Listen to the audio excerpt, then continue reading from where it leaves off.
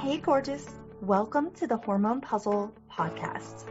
I'm your host, Coach Kayla Smith, CEO of the Hormone P.U.Z.Z.L Society, a woman's health hub for fertility, hormones, and the business of coaching, creator of the Hormone P.U.Z.Z.L method, an infertility warrior, two-time boy mom, and women's health expert.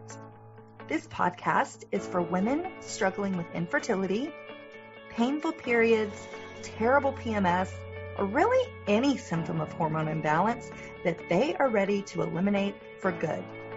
Tune in weekly because we will be interviewing amazing experts in the field of women's health, breaking down those hormone walls, nerding out on nutrition, and having way too much fun.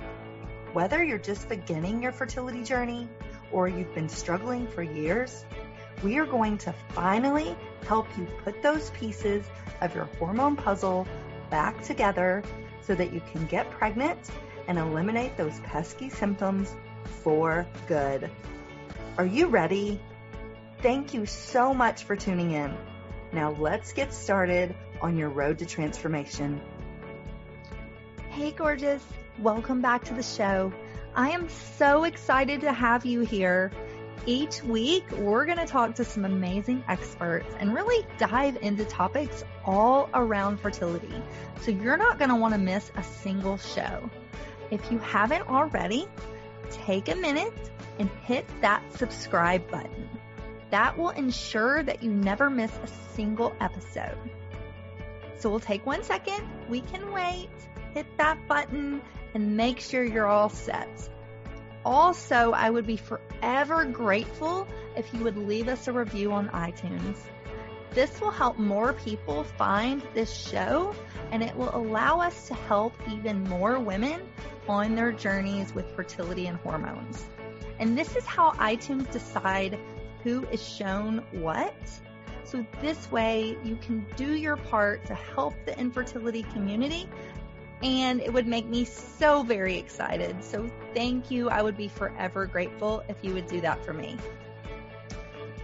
Thanks, gorgeous. And now let's get on with the show. Hey, beautiful. Do I have some exciting news to share with you? You can now try my Hormone P.U.Z.Z.L membership club for free for 7 days. That's right. 1 whole week of free access to my Hormone P.U.Z.Z.L membership club. And because of countless requests and being frustrated as hell that I can't help more people, because let's face it, there's only so many hours in a day, I decided to do this super cool thing, and that's create the Hormone P.U.Z.Z.L membership club. And on this platform, I'm going to provide you with education, inspiration, community, and hope, and a whole lot of fun. And give you a little pleasure in a time that sometimes is anything but pleasurable. Every month, there will be new areas to explore, new people to connect with, all of this and more. So many resources to help you put the pieces of your Hormone P.U.Z.Z.L back together so you can finally get pregnant or eliminate those pesky hormone symptoms, depending on your goal, without spending thousands of dollars and jeopardizing your precious time. So to learn more and to take advantage of this free gift of 7 days free, go to CoachKayla.com/membership. Can't wait to see you on the inside. Bye for now. Devon Baeza is a fertility finance coach and creator of the Fertile Money Club. She combines her degrees in finance, investments, and master life coach training with her years of fertility treatment to help women make, save, and manifest money. A self-proclaimed money mindset nerd and lover of spending psychology, her mission is to make sure money doesn't stop anyone from motherhood. She believes that challenges infertility presents are the perfect time to deal with money blocks once and for all, to not only help women create their future families fast, but to change their financial legacy for life. Let's welcome Devon to the show. Hey, Devon, welcome to the show. Thank you so much for being here. Thank you for having me, Kayla. I'm really excited to be here. Yay! So tell us a little more about who you are and what you do. Yes, so I am Devon Baeza, the Fertility Finance Coach, and I help women make, save, and manifest money for fertility treatments. Oh, I love it. I love it. That is such a needed thing. I feel like when I was going through my fertility and my fertility journey, like nobody ever taught me this. So I'm so excited to talk about it. I am too. It's all I ever talk about. And that is one of the reasons, because it's kind of funny. I have a degree in finance. You know, I spent years in school for that, certificate of investments. And it wasn't until my own infertility struggle that I learned the necessary skills and, you know, gained the knowledge that you really do need during fertility treatments, but that nobody teaches you and nobody talks about, right? Because it's such a taboo subject: fertility, reproductive organs, sperm count, Right. money, you know, like if you're mixing like every taboo together, and it's just not something people talk about, but we really need to. Yes, definitely. So tell us a little more about kind of how you got into this. I know you said you came from a world of finance, but did you have your own fertility struggle? Yes. So I would have never imagined this is the career I would end up in. I knew that I had endometriosis from the time I was a teenager. And I remember doctors saying, if you want to have children, get started sooner than later. And that was kind of the extent of it. And so after I was married and after college, you know, starting in our careers, we decided to start trying. And even though they had told me that, I think it's just really one of those things that you never think it will be you. You know, it's possible. You might hear about it every now and then. You might know someone who's gone through it, but you don't really think that will be you. And so it was still kind of a shock that it wasn't working, that we had to go to a reproductive endocrinologist, that we ended up spending so much time and money on treatments that weren't working. You know, we were still relatively young and we had high expectations, because if I'm paying you $500 for this IUI and $500 for medication, why wouldn't this work? Right. you're not like aware of all of the unknowns and all of the variables. And, you know, they make it sound so easy in sex ed class, right? You hold a boy's hand for too long and you're going to get knocked up. And then that's not true. That's not true at all. And you go and you discover the hard way that it can get really expensive, that it can be, and was for me, the most stressful time in my life in every area, in my relationships, romantically, but also family relationships, with work, with physical health, spiritually, it was a struggle. And with our finances, it was huge for us. It was insurmountable, it felt like at times. So it is a long story. I'll make it short for you, but we did multiple surgeries, 6 IUIs. We had a miscarriage, all of that before we eventually ended up at IVF, which did not go well, was not going as expected. They thought because I was in my 20s, I would have 20-something eggs and multiple embryos and multiple attempts and maybe siblings later on. And what we ended up with was one little lonely embryo that didn't look good. No. And so we had to do a fresh transfer because it wouldn't survive a freeze. And I was really certain that I had just dumped our entire life savings down the drain for nothing. And there was a moment when we were deciding what to do with this, and when things were not going well, that I really had to make the decision, because I knew it literally was our life savings. We couldn't afford to do it again. We had already dumped all our money on the treatments that didn't work, you know, so we had already wiped out all the savings we had before that. We didn't have rich family members, you know, we already had student loan debt and car payments and all of these other tough financial situations. You know, we were working but young in our careers. And so it was a lot of money to us.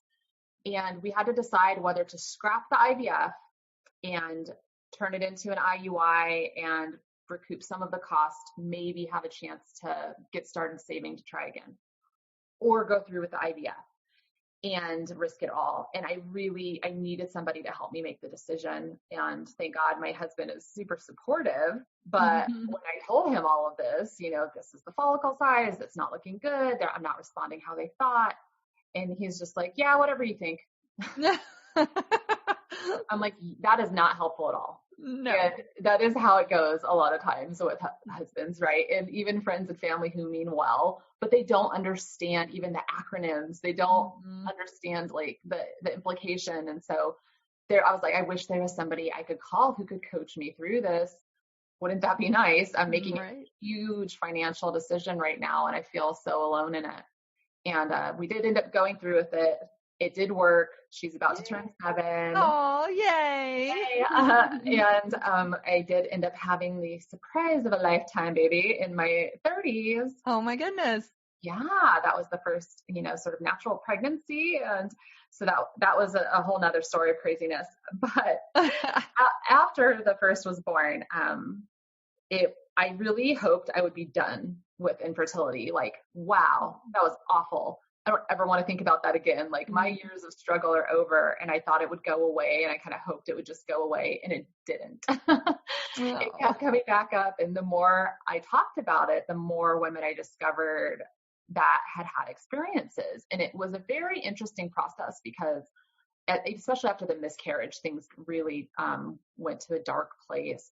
And it wasn't until I finally broke down and shared about that other women started talking about it to me. And I realized these are women that I know well. These are women that, I would think we could talk about anything, and that I did not know that this has happened to them or a loved one. And it was fascinating to me. Wow. Like that we're half the population. Women supporting other women is so important. And yet even amongst ourselves, this is like a hush hush thing, a shameful subject. People don't want to talk about how they had to borrow money for treatment. They don't want to tell their in-laws. They don't want to tell their friends that they're struggling, they need help with the money, or that they've had a loss, or that, they're experiencing these things. So the more I talked about it, the more I realized it needed to be talked about, and eventually went back and got trained as a master life coach, and then put that all together to give women all of the tips and tricks I learned the hard way, what I wish I would have known, but also coaching them in their own situations, because everybody's is so unique, to overcoming the money struggles and issues, and also all of the mindset stuff it brings up.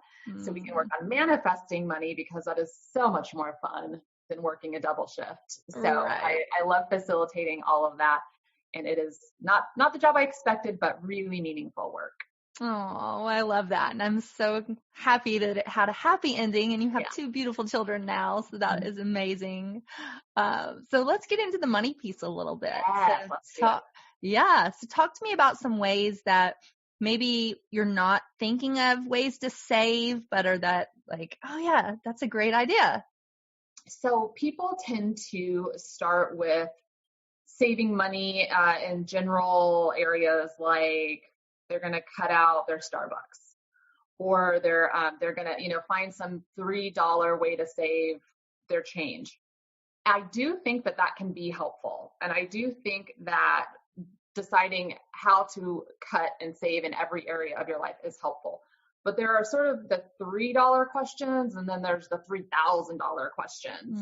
And so what is disheartening is when people only focus on the few dollars of the one thing that they love, right? that they're willing to give up, and that's what they think they have to do in order to make this work, instead of thinking bigger. So that could mean, instead of giving up your, the cookie at the cookie shop that once a week you just love and enjoy, instead of giving that up, maybe calling and negotiating your credit card bill. Or maybe, canceling your satellite. We just literally called to cancel today. And now I have to binge watch all these shows recorded on DVR before I can't watch them anymore. I'm like, I got like 90 Day Fiance binge watch. Right.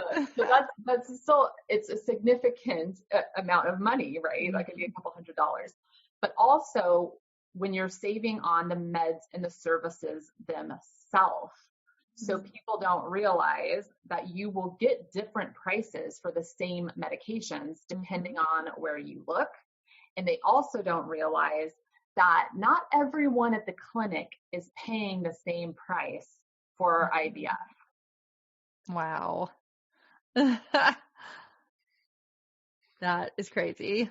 Yeah, those are the big questions. Those are the, thousands of dollars saved kind of questions. So I would much rather people spend their time there than giving up their cookie that they need and love. Yes, I love that. And so what are some ways we can save on meds? Is there some tricks to that? There are a couple things to consider, and there's never been a better time because of the internet, glorious place that it's easy to search. So consider that the specialty places online like IVFmeds.com, but also consider the general savings sites like goodrx.com, because what you might not realize, especially depending on your underlying issues, some of these medications are being used off-label, and some of them are used for other things. And so if you're having it written for infertility purposes, it might be one price. But if your doctor writes it for another use that it was intended for, it might qualify for your insurance and it might be covered. So there's a lot of things to consider, but nowadays you can have these sites like GoodRx that go and compare across pharmacies, not just online, but locally. And that might surprise you as well, that sometimes your local pharmacy is a great deal. Also consider that you don't have to do one-stop shopping for the medications. So you might need to do Walgreens specialty pharmacy for one, but your local compound pharmacy is the cheapest for another. So be open to pricing out the drugs individually. And then also consider drugs from overseas. So some doctors are big proponents of this and some doctors are not comfortable with this. And I will say, obviously, look into it, the countries that you're getting the medications from. But for instance, places like Israel have really high standards for their drugs, maybe higher than ours in some regards.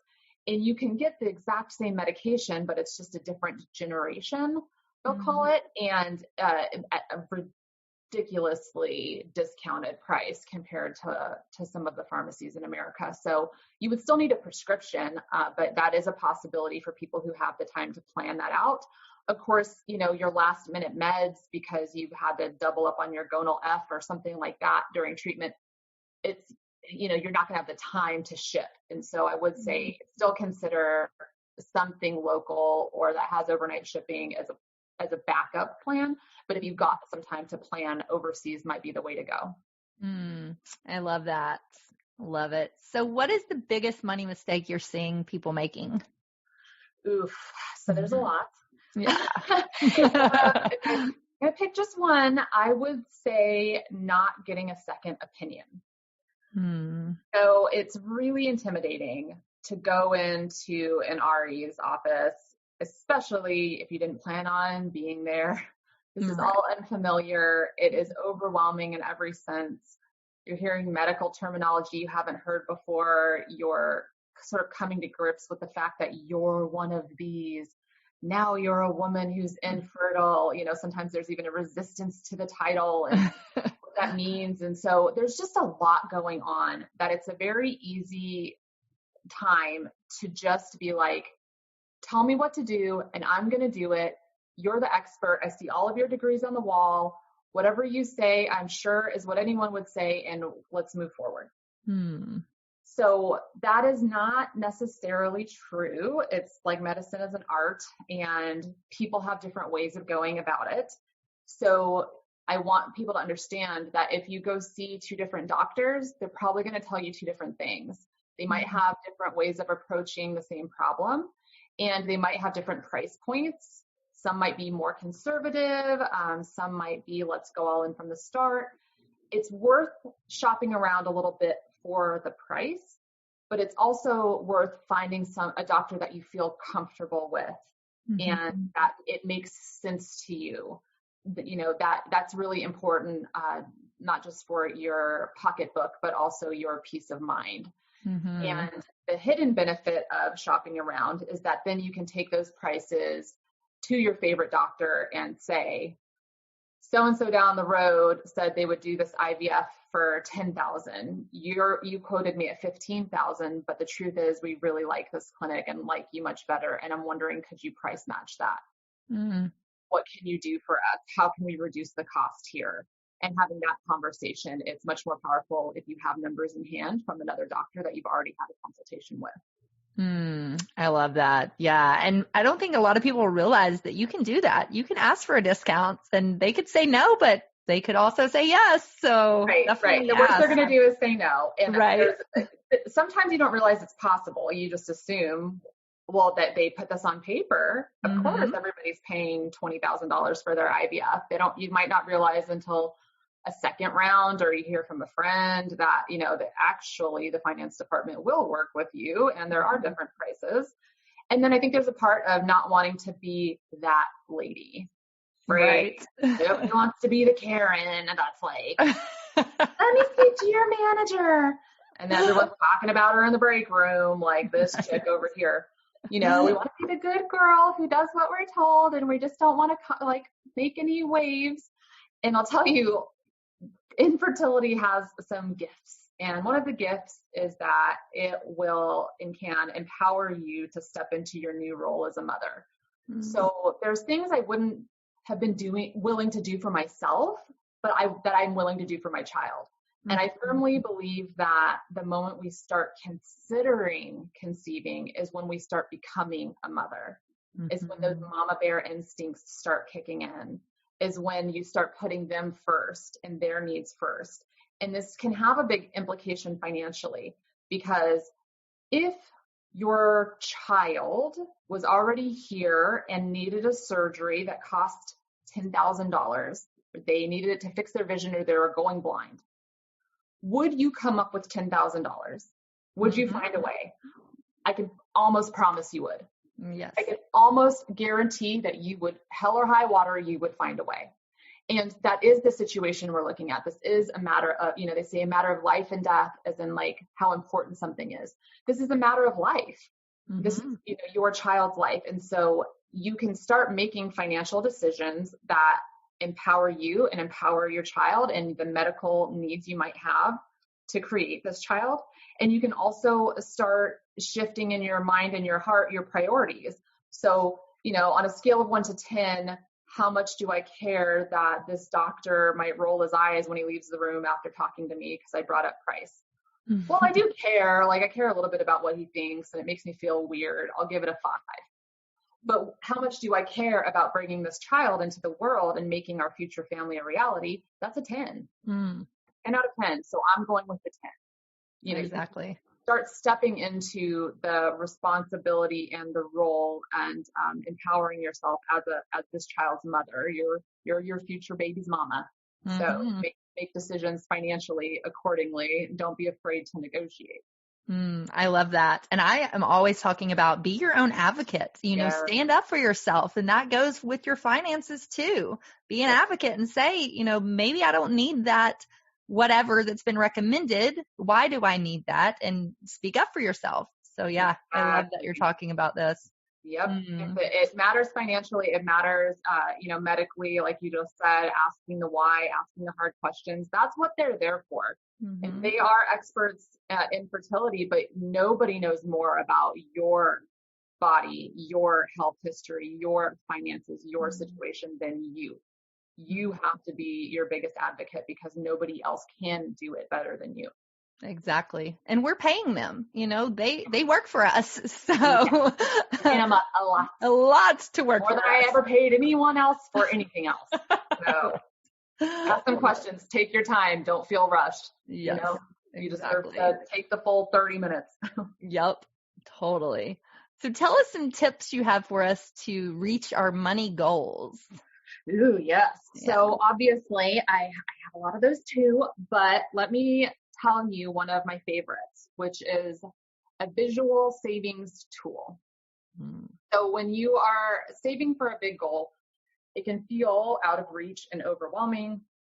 And you might start off strong and then fall off the wagon. If you've ever tried to diet before, you'll know how that goes, right? Like day one, you're ready. Day two, you're like craving carbs. And I don't know about everyone else, but by day three, like I'm at the McDonald's drive-thru. I quit. This is dumb. I don't want to do this. Why'd I do this to myself? Never going to work. And I stop. So budgeting can be the same way. And people will be like, okay, I'm going to make my own lunch for work and I'm going to save $5. And, something comes up and they fall back into old patterns. So there's a lot of psychology behind it as well. But there's an element of manifesting when it comes to visual savings tools. So if you have, I have like a pyramid, a savings pyramid that I use for my clients and the Fertile Money Club members and for myself. And it goes on my fridge because that's what I'm going to be getting into most of the day. I know I'm going to see it a lot. Some people put it on like their bathroom mirror or inside of a drawer, just someplace you're going to see it. And as you're saving, you're coloring in as you go towards your goal. And what it does for you is it reminds you of your priorities. Because now the decisions you're making are either moving you closer to or further away from this goal. If you're coloring it in as you save, then you're also switching in your mind what gives you that little burst of, dopamine. Like it's not that the TJ Maxx clearance rack that, wow, smoking deal. This is so fun to buy this, that little high you get. Now we're switching that little high to, ooh, I saved $10 today by not shopping the TJ Maxx clearance rack or whatever it was that you, there's also rules I would suggest for having your own savings account for your goal, but the money you're not spending goes directly into that savings account. And so now your brain gets to color in, on your visual savings tool, and it's saying, we're making progress. We have momentum. We are winning. And that's really important because if your brain feels like it is sacrificing, we will naturally rebel against that. Don't want to deprive ourselves. Our brains are wired for survival and looking for abundance, and we will not do that for long. So that's, we will not give up carbs for long without a plan. We will not budget for long without switching the way we're thinking about it. So that, I also think that at a spiritual level, so God, universe, spirit, whatever you think of it as, you're sort of putting out your order. You're saying, this is how much money I need by this date. I'm doing my part to work towards this. I am putting it as a priority in my life. And now you're opening yourself up to co-creating with the universe and, money being sent your way and manifesting sort of out of nowhere, which I know that sounds crazy if you've never done it before, but it happens all the time. Yep. And so you might not know why it's happening, but when you put that intention and that effort towards this one goal, the universe is trying to support you in every way and things start showing up. So that's really fun too. I love that. And I'm a big fan of manifestation, of the law of attraction, putting out there what you want and it will come back to you.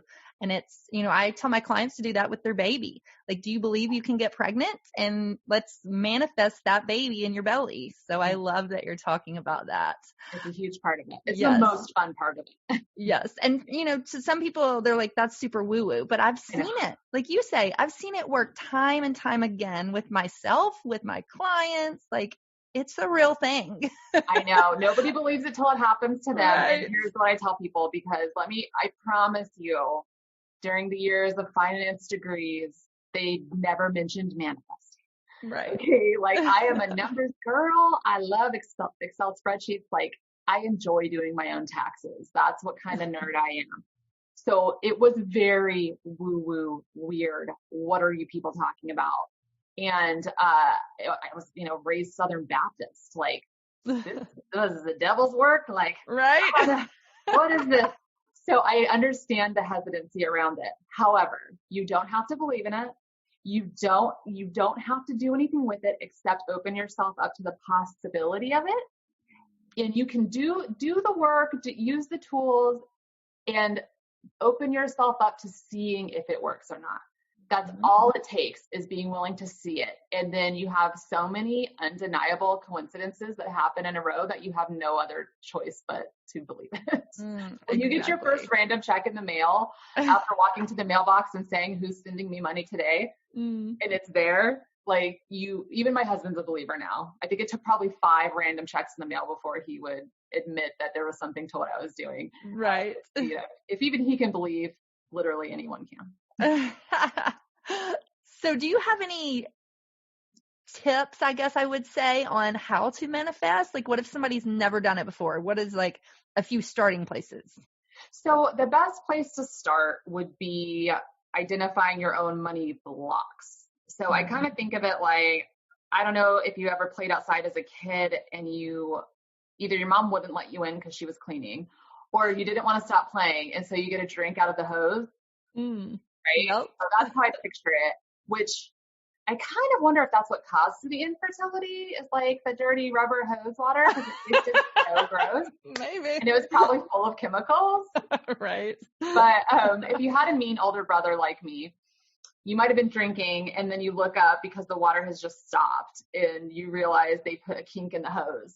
Right. And so that's kind of what I think of. Like, the universe is sending stuff to us constantly, and support and opportunities, and it's already there. It's already on its way. But if you have money blocks, you're putting a kink in the hose, and it feels like nothing's coming, but that's your part to do, is to unkink it. So one of the best ways to start identifying those blocks is to pay attention to what you're saying about money. So the things that you say automatically, like, it might be cliches, like money doesn't grow on trees. The love of money is the root of all evil. There's so many messages in our society that we've grown up with that have an effect on us. And then start paying attention to what you're saying and where you heard it from. So does something come out of your mouth that sounds just like your mom? Yeah, we don't have money for that. Or you have to wait till payday. Or like the things you're saying to your friends and family. Maybe they want to go on a girls' weekend or even out to lunch, and you're like, I can't afford that. Well, these are the things that you need to think about and consider. There's different categories, there's different money blocks, and there's sort of some main areas that are very common. And here's the thing, we all have money blocks, and oftentimes they're from childhood. But what fertility can do is exacerbate ones that already existed, or even create blocks that you didn't have before, because it can be such a tumultuous time for our finances and in every other area. I'll just tell you really quick, because I know this is not supposed to be like a 2-hour podcast. So right. some top ones are hyper focusing on money, where you are really wanting to control it, and every cent you spend and every dollar coming in, and really just budgeting to death, can be a symptom of needing control and using money in that way. It can be a block. Another one would be being overwhelmed and not wanting to deal with it. So when people are overwhelmed with new information, they're already overwhelmed with numbers. You've got a low AMH, the sperm count's this, you start hearing all this information, and our tendency when we get overwhelmed is to shut down. So not making decisions, not wanting, a symptom of this might be having, unopened bills in a drawer, or really messy purse or wallet. There's things you're not dealing with. It would be a common one. And then another one would be the fear that comes up from spending money related to your fertility. And so you might be really focused on the risk you're taking and feeling very risk adverse. And especially if you're not a gambler by nature, which certainly I wasn't. Like, if you don't love going to the casino, fertility can be really hard. Paying for fertility can be really, really hard, because you're not getting a for sure thing no matter what you're doing. You can't make it happen, and you can't predict it. And so if you find yourself really focused on that, almost all of the clients that I've had have had some underlying issues I'll just tell you, I'll give you the secret, which is money issues are never about money. So it's the symptom, it's what we talk about in the beginning, but it's not what you sort of need to treat. But when you go deeper and resolve the underlying money blocks and money issues, it can heal exponentially your entire situation. I love that. Such great tips. So talk to us about how we can work with you if we want, where we can find you. Yeah, so you can find me at devonbaeza.com, so DEVONBAEZA.com. I am on Instagram at the Fertility Finance Coach, but with all like underscores. It's really obnoxious. Facebook, the Fertility Finance Coach, and my favorite right now, TikTok. Yes. That's where all the inappropriate stuff is. Right. At Fertility Finance Coach. But I do one-to-one coaching for people, although, spots are limited for that. And what I've been doing the past 6 months is an online membership called the Fertile Money Club. So this has been an amazing way for people who either don't have the time, resources to do one-to-one coaching, which is certainly more intense. This is a Facebook group and a website to access the lessons and sort of small challenges, bite-sized pieces, and then getting 15-minute coaching sessions every month. It's been really, really neat to do that because it's, $34 compared to hundreds up to thousands, depending on packages. So that is another option for people. And I also have a freebie up right now, devonbaeza.com/10 ways. That is for 10 easy and effective ways to fund your fertility. So I've done some really bizarre things over the years to make money. I'm telling you the legal ones that were just a little weird, but that worked because I want people to know like this is legit, this is not. And so I listed out 10 ways that a lot of people, I can guarantee you haven't done all of them or probably even half of them. So that's worth checking out if you need some quick money making ideas. Yes, I love it. Oh my goodness. Thank you so much. That will be very valuable for a lot of people. So thanks for making that. Yes, absolutely. The only caveat is that I want to hear about it. So I love hearing about people implementing the tips and how much money they make or manifest because of it. So you have to make sure and message me with your results. Oh, I love it. Well, I would love to hear any final thoughts before we close out. Yeah, I just want to tell people, I know, I vividly remember, like it was, years ago that I went through this, but it can change you for the rest of your life. And at the time it feels really awful. It doesn't feel like you're changing in any productive way. And although I wouldn't wish this on my worst enemy, I'm also so grateful for it being on the other side. And so I just want to encourage people that it's not always this hard. It does get better.